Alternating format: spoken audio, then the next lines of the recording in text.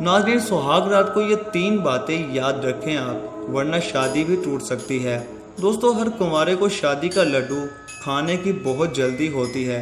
वो शादी की रंगारंग तकरीबात और सुहाग रात के मुतल्लिक बहुत से सुहाने सपने सजाए होते हैं, लेकिन बस औकात बहुत सी चीज़ें इसकी तवक्का के बरक्स निकलती हैं, जिस पर इन्हें ज़हनी कैफियत का सामना भी करना पड़ सकता है।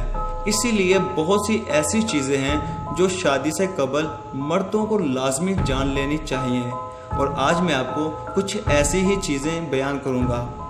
अगर आपकी भी शादी होने वाली है तो पहले इनसे आगाही हासिल कर लें। वेलकम दोस्तों, मेरा नाम सलमान तारिक और आप देख रहे हैं बोल पापा बोल। नाज़रीन, मुमकिन तौर पर आपको सारी रात अपनी दुल्हन से बातें करनी पड़ सकती हैं। हो सकता है कि आपकी दुल्हन की आपसे पहली मुलाकात हो या तफसीली मुलाकात पहली हो, इसलिए वो आपके मुतल्लिक ज़्यादा से ज़्यादा जानने की ख्वाहिशमंद होगी और बहुत से सवालात करेगी। सो दोस्तों, इनके लिए आपको तैयार रहना होना चाहिए।